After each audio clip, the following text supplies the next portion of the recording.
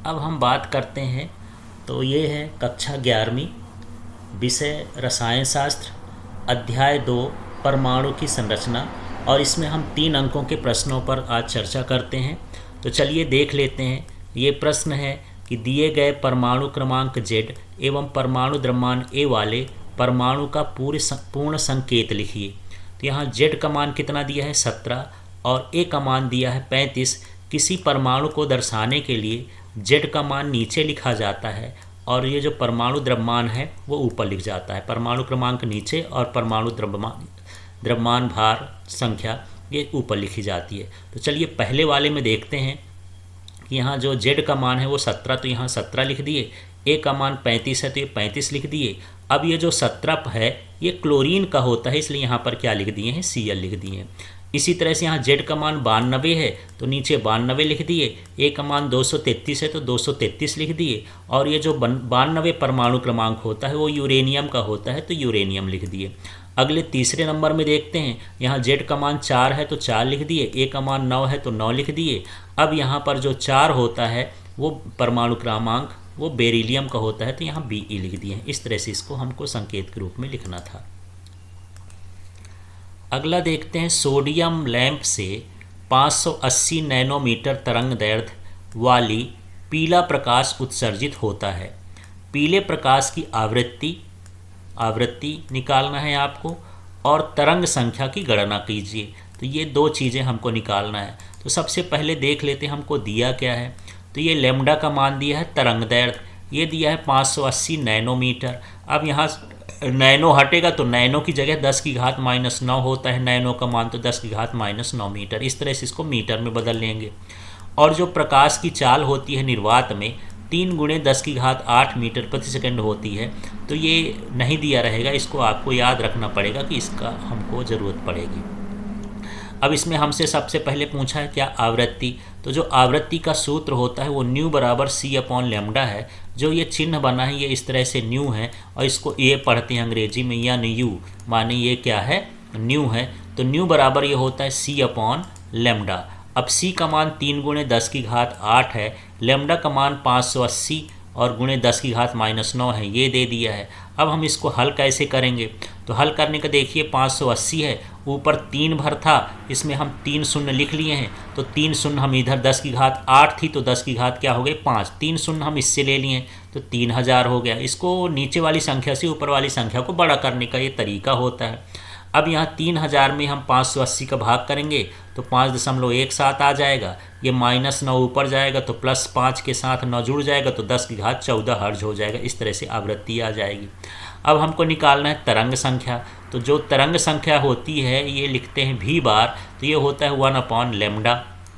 तो यहाँ 1 लिख दिए। अब लैम्डा का मान देख लीजिए, लैम्डा का मान ये है 580 × 10 की घात -9, तो ये लिख दिए हैं। अब यहाँ पर हम क्या किए हैं, ये जो 10 की घात -9 है जब ऊपर जाएगा तो इसकी घात किस में हो जाएगी, प्लस में हो जाएगी। तो 10 की घात 9/580।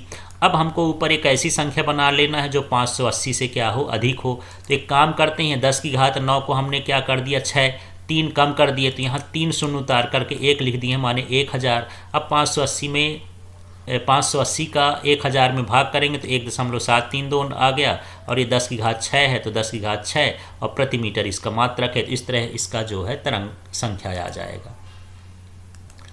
अब अगला प्रश्न देखते हैं, एक प्रकाश तरंग जिसका आवर्त काल 2 × 10 की घात -10 सेकेंड है के तरंग दैर्ध्य आवृत्ति एवं तरंग संख्या की गणना कीजिए। तो चलिए हम आवृत्ति की बात करते हैं। तो जो आवृत्ति होता है न्यू बराबर 1/आवर्तकाल होता है, ये भी सूत्र होता है। तो 1/t, टी का मतलब ये आवर्तकाल हो गया, 2 × 10 की घात ये -10। अब इसको हल कर देंगे तो हल करने पर ये 5 × 10 की घात ये प्लस में 9 आएगा, माइनस में नहीं, +9 प्रति सेकेंड। इस तरह से इसका जो है आवृत्ति आ जाएगा। तो यहाँ पर इस तरह से ये आवृत्ति हो गई 5 × 10 की घात 9। आप इसको हल कर लेंगे, ये 10 की घात -10 को ऊपर ले जाएंगे तो +10 हो जाएगा, 1 ठो 10 इससे कम कर लेंगे तो 9 हो जाएगा और 2 पंचे 10 इस तरह से कट जाएगा। आप इसको देख लेंगे। फिर ये लैम्डा बराबर क्या होता है C/न्यू। तो C का मान 3 × 10 की घात 8 होता है और न्यू का मान कितना आया 5 × 10 की घात 9 आ गया। तो यहाँ पर फिर से इसको हल कर लेंगे तो ये हो जाएगा 30 × 10 की घात 7, ऊपर जो 10 की घात 8 है उससे एक 10 ले लेंगे, और ये 5 गुणे 10 की घात 9 है, ऊपर जाके -9 हो जाएगा। तो यहाँ पर ये 5 छक्का 30 हो गया, तो ये 6 आ गया, 10 की घात ये 9 घटाएंगे तो ये -2 आ जाएगा। इस तरह से यहाँ पर ये मान आ गया। अब ये न्यू बार बराबर 1/λ होता है, तो 1/λ का मान क्या लिखा, 6 गुणे 10 की घात -2। तो यहाँ पर 10 की घात -2 को ऊपर ले जाएंगे तो ये कितना हो जाएगा, 100 हो जाएगा, और 100 में 6 का भाग कर देंगे तो इस तरह से आ जाएगा। तो यहाँ पर ये आवृत्ति हो गई, ये तरंग दैर्ध्य हो गया, ये तरंग संख्या हो गई। इस तरह से इसको हल करना है। इसके बाद अगला क्वेश्चन देखते हैं। जब हाइड्रोजन परमाणु में इलेक्ट्रॉन n बराबर 6 से उत्तेजित होकर आद्य अवस्था में पहुंचता है, तब उत्सर्जित रेखाओं की अधिकतम संख्या क्या होगी। तो चलिए पहले 6 से देखते हैं कि जब वो 6 से आएगा तो 5 में आएगा, फिर इसके बाद 6 से 4 में भी आएगा, फिर 4 से वो 3 में भी आएगा, फिर ये 6 से 2 में भी आएगा, और 6 से 1 में भी आएगा। तो इस तरह से यहाँ पर 1, 2, 3, 4, 5, तो 5 तरह की तरंग दैर्ध्य इसमें निकलेगी। तो यहाँ पर इस उत्सर्जित रेखाओं की संख्या कितनी हो गई, 5। अब ये 5 से जब आएगा तो 4 में आएगा, 5 से 3 में आएगा, 5 से 2 में आएगा, 5 से 1 में आएगा, तो ये हो गया 1, 2, 3, 4। इसमें उत्सर्जित रेखाओं की संख्या हो गई 4। फिर जब ये 4 में पहुंचेगा तो 4 से 3 में, फिर 4 से 2 में, फिर 4 से 1 में, तो इसमें उत्सर्जित रेखाओं की संख्या हो गई 3। फिर जब 3 में आया तो 3 से 2, फिर यहाँ 3 से 1, इसमें उत्सर्जित रेखाओं की संख्या 2 हो गई। अब ये 2 पहुँच गया, 2 में से 1 आएगा, तो यहाँ पर उत्सर्जित रेखाओं की संख्या 1 हो गई। तो इस तरह से यहाँ पर ये घटते क्रम में आना, 6 से 5, 4, 3, 2। तो यहाँ पर अब हम इनको जोड़ लेते हैं, तो 5, 4, 9, 3, 12, 2, 14, 1, 15। तो कुल रेखाओं की संख्या कितनी हो गई, 15। आप यदि ऐसा नहीं निकालना चाहते तो सूत्र भी निकाल सकते हैं। सूत्र से ये होता है n बराबर n-1। तो n का मतलब जो किस कक्षा से आ रहा है, तो ये हो जाएगा 6, 6 - 1 बटे क्या हो गया, 2। तो यहाँ 6 है, और 6 में से 1 घटाएंगे तो 5 हो जाएगा। इसको 2 से काट देंगे तो 2 3 6 और 3 5 15। तो इधर भी कितनी रेखाएं हो गई, 15। इस तरीके से भी कितना आता है, 15। चाहे जिस तरीके से आप निकाल सकते हैं इसको आप। अब अगला प्रश्न देखते हैं। प्रश्न ये है, निम्न प्रश्नों के उत्तर लिखिए। एक परमाणु कक्षक n में n बराबर 3 के लिए L m के संभावित मान लिखिए, क्या होंगे देख लीजिए। तो चलिए सबसे पहले n बराबर 3 है, तो ये मुख्य क्वांटम संख्या दिया है। अब हम L का मान निकालते हैं, तो यहाँ पर हम 3 से कम निकालते हैं 0 तक। तो 3 से कम क्या होता है, 2, फिर क्या होता है 1, फिर ये क्या हो गया 0। तो इस तरह से L के 3 मान हो जाएंगे 0, 1, 2। अब यहाँ पर यदि L बराबर 0 हो तो m का मान भी 0 होगा, क्योंकि जो m का मान होता है वो 0 से लेकर 0 तक तो 0 ही हो जाएगा। फिर इसके बाद यहाँ L का मान दूसरा है, यहाँ पर देख लेते हैं L का मान कितना हो गया, 1। तो यहाँ पर +1 से कहाँ तक लेना होता है, -1 तक m का मान। तो ये +1 हो गया, 0 हो गया, -1। आप -1 से +1 तक भी ले सकते हैं। फिर अगला देखिए, यदि L का मान 2 हो, तो जब L का मान 2 होता है तो m बराबर कितना हो जाएगा, ये +2 +1 और ये 0 -1 -2, मतलब 2 को लिखना है +2 से लेकर के -2 तक, जितनी भी इसके बीच की संख्याएं हो जाएंगी वो सब हो जाएगा। इस तरह इसको आपको हल करना है। अगला है ये 3D कक्षक के इलेक्ट्रॉनों के लिए क्वांटम संख्याएं m और l की लिस्ट दीजिए। तो चलिए 3D के लिए यहाँ पर देख लीजिए, 3 तो लिखा ही है, तो 3 ये हो गया, n का मान 3 हो गया। अब हम यहाँ जानते हैं कि L के मान के लिए कौन सा कक्षक है उसको समझते हैं। यदि यहाँ L का मान 0 है तो उसको S समझेंगे, यदि L का मान 1 है तो उसको P समझेंगे, और यदि L का मान 2 है तो इसको D समझेंगे, और यदि L का मान 3 है तो उसको F समझेंगे। तो यहाँ पास हमारे पास क्या है, D है। तो देख लिए D बराबर कितना होता है, D का मान 2 होता है, तो यहाँ L का मान कितना हो गया, 2। अब जब ये 2 होता है तो m का मान इस पर निर्भर करता है, तो +2 से लेकर के कहाँ तक, -2 तक। तो +2 +1 0 -1 -2, इस तरह से किसका मान हो जाएगा, m का मान हो जाएगा। अब तीसरा वाला देखते हैं। इसमें पूछता है निम्न में से कौन सा कक्षक संभव है। तो चलिए यहाँ पर देखते हैं, यहाँ लिखा 1p। तो पहले 1p के लिए देखते हैं। तो 1p के लिए n का मान कितना है, 1 है, और 1 है n का मान, तो इससे कम जो होगा वो किसका मान होगा, s का मान होगा, l का मान होगा, क्योंकि n से 1 घटाने पर ये क्या हो जाएगा, 0 हो जाएगा। और जो 0 होता है, अभी बताए कि ये जो L का मान 0 है वो किसको बताता है, S को, और हमारे पास यहाँ 1 के साथ क्या लिखा है, P। तो यहाँ पर एक P तो संभव है ही नहीं, एक S हो सकता है, एक P संभव नहीं हो सकता है। इसी तरह से यहाँ पर देख लेते हैं, ये n बराबर 2 है तो L का 2 मान हो जाएगा 2 से कम, मतलब 1 और क्या हो गया 0। तो इसका मतलब 0 का मतलब S होता है और 1 का मतलब क्या होता है, P। तो इस तरह से यहाँ पर 2S बन जाएगा, 2P हो जाएगा। तो 2P और 2S संभव हैं और यहाँ पर 3F संभव नहीं होगा। इसके बाद यदि n बराबर 3F हो तो 3F के लिए देखिए, तो L का मान कितना होगा, 0 1 2। तो 0 का मतलब S हो गया, 1 का मतलब P हो गया और इसका D हो गया। तो यहाँ S संभव है, 3S 3P 3D, लेकिन 3F संभव नहीं है। इस तरह से हम यहाँ पर बता सकते हैं इसको। अब अगला प्रश्न है, SPD नोटेशन का उपयोग करते हुए कक्षक का निम्न क्वांटम संख्याओं की व्याख्या कीजिए। तो n बराबर क्या है इसमें 1 और L बराबर 0 है। तो चलिए n का मान 1 है, L बराबर 0 है, तो जो 0 होता है वो S को दर्शाता है, इसलिए इसका क्या हो जाएगा, 1S इसका मान हो जाएगा। अभी n बराबर 3 है, L बराबर 1 है, तो 1 किसके लिए होता है, P के लिए। यदि L का मान 1 है तो P को बताता है। तो यहाँ ये 3 और P, तो कितना हो जाएगा 3P। इसके बाद n बराबर ये है, अब यहाँ पर 2 लिखा है, तो जो 2 होता है वो D को दर्शाता है। यहाँ L का मान 2 हो तो D, तो इसका मतलब ये हो जाएगा 4D। अब इसके बाद ये 3 है, तो 3 किसको दर्शाता है, F को दर्शाता है। यदि L का मान 3 है तो F को दर्शाता है, तो ये हो जाएगा 4F। तो इस तरह से आपको समझना है कि जब L का मान 0 हो तो S, 1 हो तो P और 2 हो तो D और 3 हो तो F। इस तरह के कक्षकों को आपको समझना है इसमें। अब चलिए अगला प्रश्न देखते हैं। यहाँ 4 इलेक्ट्रॉनों की क्वांटम संख्या नीचे दी गई है। इन्हें ऊर्जा के बढ़ते क्रम में व्यवस्थित करना है। इनमें से किसी भी संयोग से समान ऊर्जा हो तो बताइए।